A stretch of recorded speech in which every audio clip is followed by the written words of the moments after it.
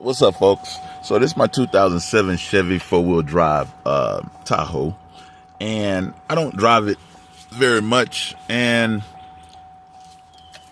over the winter, when it first started getting cold, I started getting this cold start here, and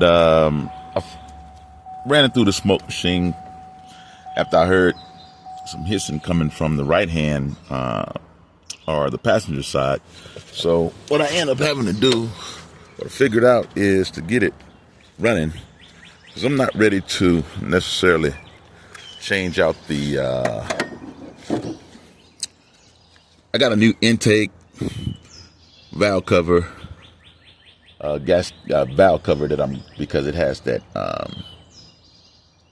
the EGR valve is integrated into that system. So what I did was I have to unplug my map sensor, and what it does, it creates some type of a bypass default, and I might have to repeat this a few times because it will cut off, you see. But what I wanted to do, I actually wanted to go into that almost like a lockout, where I had to do this a couple of times for it to catch up. And then it may go into a lockout where it seems like the alarm system might be like the kill switch, maybe come on. Like I said, just be patient. Do this a few times. It's gonna catch up. And as soon as the engine warms up, after going through this, it would eventually kick in.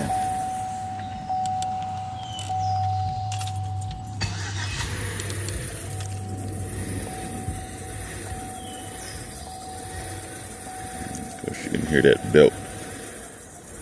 It's time to replace that belt as well. Let's see, there it goes.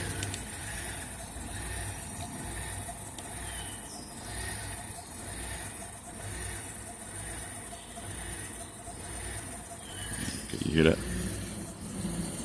Now what it's going to probably do is it's got this little thing that it always does. It's going to cut off. Let it run for a second.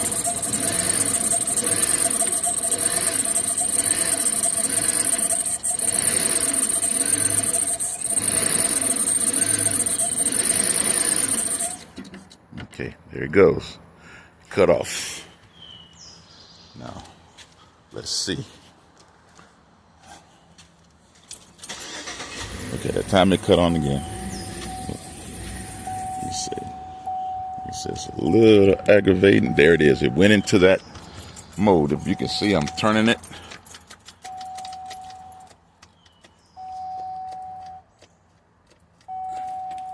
So, you can do either two things when this happens.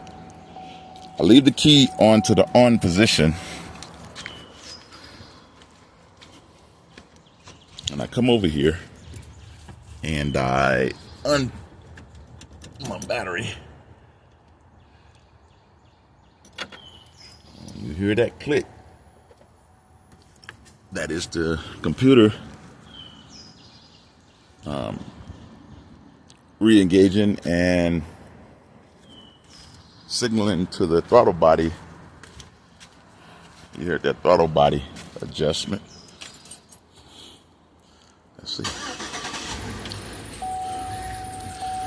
Now, once it goes through this phase, for some reason, it don't really cut off again. You have to let it run for a while. It may cut off again, but typically it goes through this maybe once or twice. And if you just let it run, and the temperature starts going up on the vehicle, you can actually go inside and give it some gas, but I just kind of let it go through this to get the temperature up. Because what happens is that vacuum leak or that gap expands. In my case, it's going to be my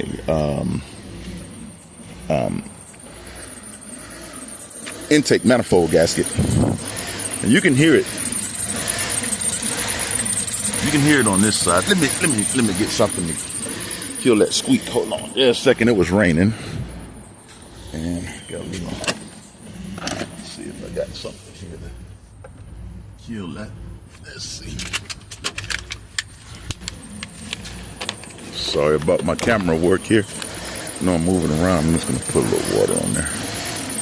It ain't the best thing in the world. Stop that button. There it goes. Yeah, let's see.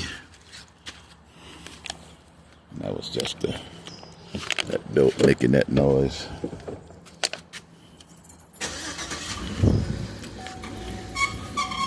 But that'll go away.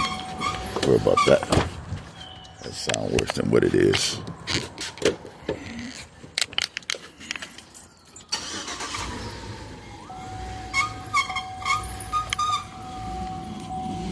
I'm not worried about that belt.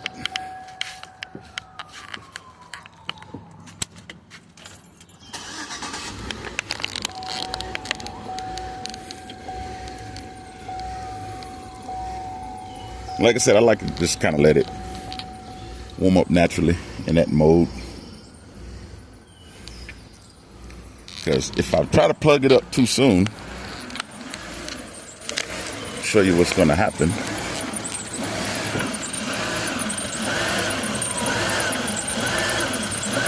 Should cut off. Oh, it actually went on, and normally it'll cut off. But that time,